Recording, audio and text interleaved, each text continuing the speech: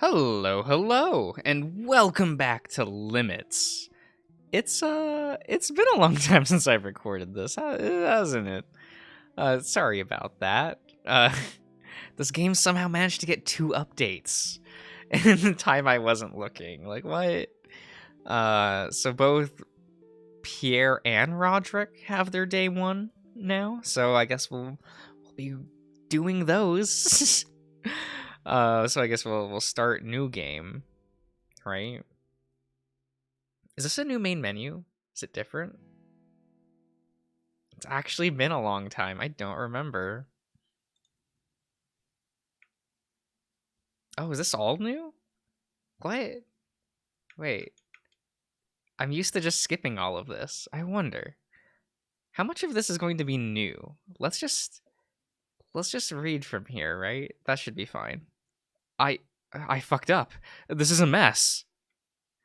What the hell am I supposed to do now? It wasn't supposed to end like this. Is this how the game started before? And this is all new UI, right? Like the font's different than it used to be. Curious. How much of this is different? Everything is trashed. There are shards of glass everywhere, and pieces of furniture scattered all over the room. Damn it. The creature looks defeated. You can sense that its aura is degrading. It feels sadness, regret. I shouldn't have fucking done it. The table shakes as a large fist slams the hard stone surface. Yes. I shouldn't have done it. Was this all worth it? Maybe if I had refused, none of this fucking thing would have happened. Then maybe. The sun is setting as you make your way back home through the busy street. Everything is as normal as it should be. A lot of commotion, but nothing out of the ordinary. As you arrive at your home and reach the door handle, you feel a cold tingle creeping up your neck. The weather forecast said that the first snow of the year would likely begin sometime in the near future. Perhaps it is just a sign of the seasons changing. You open the door and everything is the way it is. Still as lonely as ever.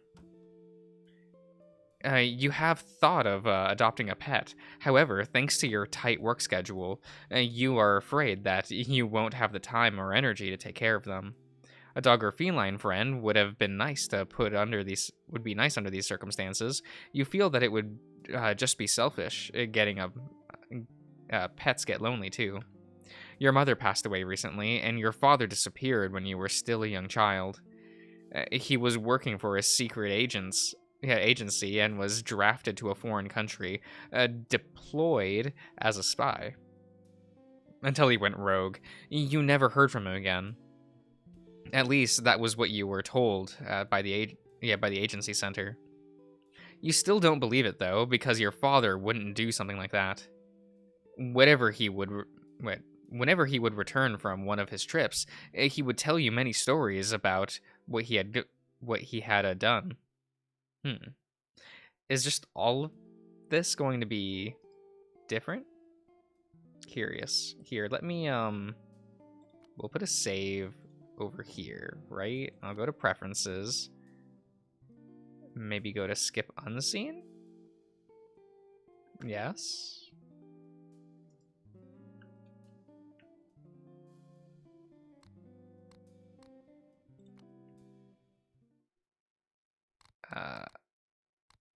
Oh, did we not get our name? Is that not until we don't say our name until we meet Gran, right? Anyway, let's do the yellow orb. That's the only one we haven't done yet. Yeah. Dan Kuso. I guess I'll do this until the route split, right? Oh. Eggs and bakey. Okay. I do like this font a lot more. I remember having a hard time reading the old font. That's probably just me. But I found it like very unwieldy to like actually. Wait, what was the thing? Is that weird? No. We're always gonna make Dave happy, right? We gotta do that. I'm also kind of like, I should be hitting the skip button. Oh, it doesn't have I skip to the next thing. Okay. Eto. We'll be here for a bit, I guess, right?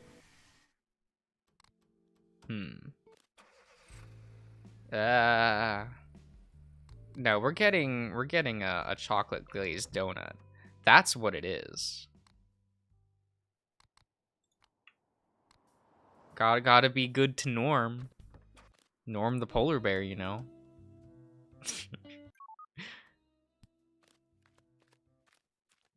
Yeah, I want to get to the scene with the I'll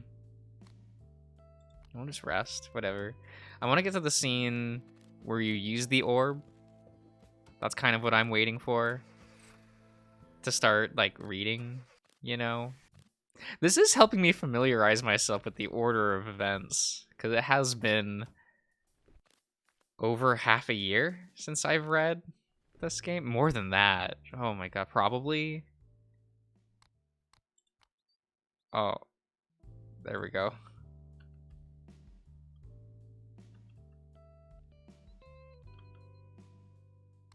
Sir, yes, sir.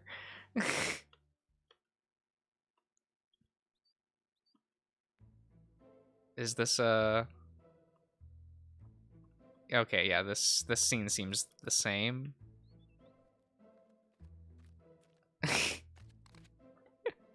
But we have to choose this one every time, right? Every time.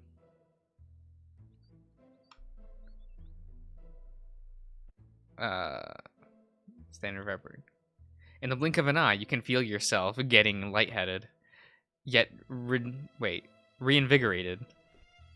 Good.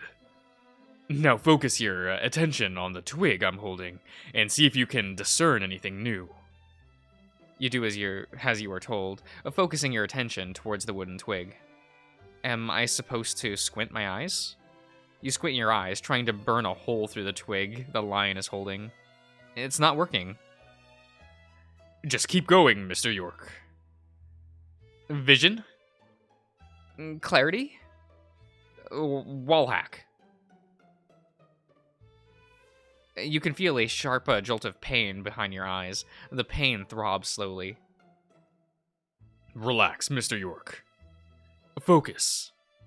Easier said than done. What is this pain? You grit your teeth as you refocus your attention despite the lingering pain. All right, that's enough, Mr. York. You can stop by closing your eyes.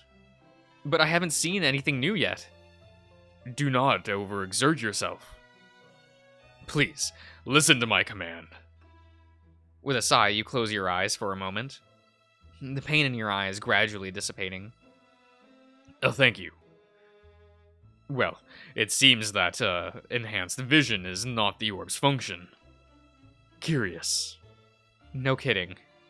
After I went through all that pain, how are you sure that it's not the orb's function, though? Maybe I just did it wrong somehow. Well, you seem to be experiencing pain, yes? It is a good indicator that the orb is active. Yet, even after you tried squinting your eyes, it still proved to be futile. Right? You gently massage the area around your eyes, taking extra care to not touch the eyes themselves. Your breathing is still steady, but there is now a lingering pain, throbbing in the back of your head. You notice that the lion is looking around, deep in thought, as he mumbles something under his breath. Perhaps. No, but could it be? Would you like to have another look at while we're here, Mr. York? Do not push yourself beyond your limits. Yes, I'd like to give it another shot. I need to know what my orb is capable of. Any particular reason why? I don't know exactly. I think it's just mostly curiosity. Right? Well, if that is your wish, then I will be happy to assist you. Just let me know when you're not feeling well, and we shall halt the session for today. This sounds good. For the next few minutes or so, you continue attempting to discover your orb's ability, with each iteration causing you more pain than the last. You wonder to yourself, why is it that you are trying so hard? You aren't sure exactly what the reason is, but there is something. Something in the back of your mind that is driving you, pushing you, expecting you to. But what is it, and why? Good. Make sure that you steady your breathing. You take a deep breath and let it slowly out. Your attention is focusing on the lion holding the branch. Hey, isn't that Dan? You can hear a familiar voice in the distance. Hey, it really is him. Yo! Gran? I've honestly forgotten all the voices I did for these characters. I do apologize. You lose your focus as you slowly turn your head towards the voice. No, Mr. York, do not lose your focus. The orb shines brighter than before, and you feel a great deal of pain throbbing in the back of your eyes and head. Your arms are becoming weak as it slowly envelops in a sheen of bright yellow light. In the blink of an eye, everything around you freezes. The lion in front of you is frozen in time with a shocked expression in his face. His right hand is raised forward as if trying to grab you. You try to speak, but to no avail, and you begin to realize something. I can't breathe. With desperation, you frantically look around your surrounding area in the hopes of finding someone unaffected by this. You spot your tiger acquaintance and a canine-looking person running towards your direction. The tiger's face displays anger and fear. That is Gran. The pain in your head is gradually becoming more painful as the seconds pass by, and your vision is beginning to blur as you gasp for air. How do I stop this? I need to close my eyes and... You close your eyes, wishing that time continues to move again. A couple of seconds later, you can feel the air going through your almost empty lungs. Your head is still throbbing with pain, and your chest is burning.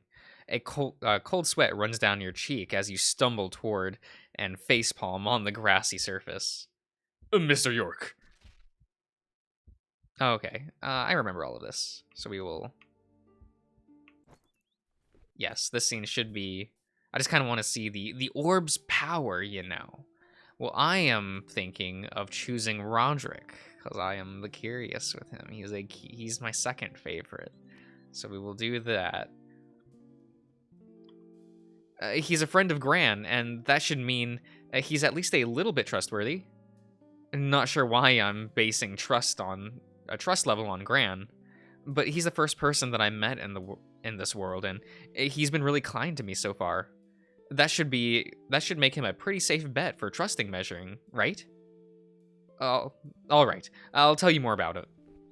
With a bounce, the wolf scoots closer to you, leaving only a small gap between you and the canine. You can faintly smell his musky scent. It is oddly intoxicating. Well, go on. I'm listening. Yes, of course. So about my father. For the next few minutes, you give the blue canine a summary of your history with your father. He seems to be engrossed in your explanation as you notice something in his face. His drooped ears, his somewhat pained expression, gives you a slight idea that your topic must be at least be somewhat relatable to him. The expression only lasts a little while before he returns back to his usual smile. Thanks for sharing, kid. Sorry to hear what you've been through. Can't say that I can relate to a lot of that, but something did almost hit close to home. Would you mind sharing that with me? I don't know if I can. I know that you already told me a little bit about your father, and so I'm expected to do the same, but... It's a really painful subject that I'm not sure if I'm ready to share just yet.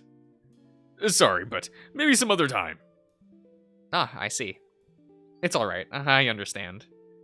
Thanks. So, what exactly happened after I fell unconscious? Oh man, it was quite intense. Hands were thrown and voices were raised. Luckily, there wasn't anyone else around. Otherwise, things might have gotten blown out of proportion even more. Was it really that bad? Yes, it was. I'll give you a rundown of what happened. A short while after you fell unconscious. Okay, well we have read this. And this should all be the same, correct? Eto. Yeah, we can either we're gonna hang out with that. So we can this should all be the same, right? We're gonna ride in the back seat with Roderick. Even though, you know, I do my favorite is still Dave. My favorite is still Dave. He's so cute. I think the back seat will be good. If Roderick is willing to share some of the space with me, that is. You're not choosing to sit in the back just to be close to me, are you? Oh, what if I just like sitting in the back? Is that so hard to ask? The back, you say? You know what? Maybe I'll sit in the front instead. I think it's a good idea. Hey! I'm only kidding, relax. You're free to sit wherever you want, Dan. However... what if I want to sit on your lap? What am I even thinking? Then I shall sit in the back. Sounds good. Let's get going then, shall we? Yeah, I'll go on ahead then. I'll see you three later. Stay safe, Gran. With a wave, the tiger gets on top of his motorcycle, strapping his helmet on before speeding out of the parking lot. And there he goes! Come over then. Let's go. The dragon takes out his phone. Upon looking at it, his eyes widen. Actually, hold on for a moment. You guys mind if I take this call? Oh, sure, yeah. There's no rush. Thank you. I'll be right back. The red-scaled dragon excuses himself away, jogging around the car with his phone in hand before taking the call. So, we're alone. You think it's a sign? A sign? That we're meant to be together. What the... Caught off guard, you can't help but blush under his gaze. Your heartbeat is quickening as you attempt to think through what the wolf have just said. What the wolf have just said? Okay.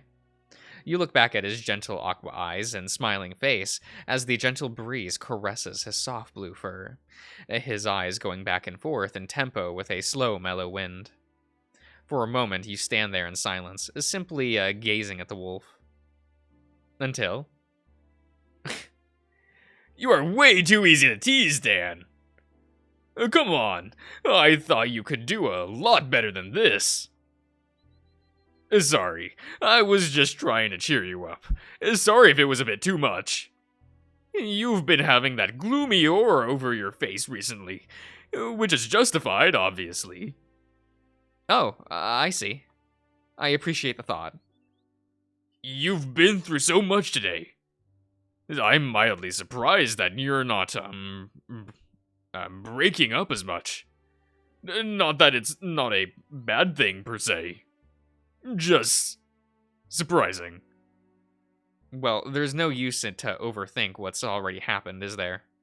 It sucks, but I'll have to move on at some point.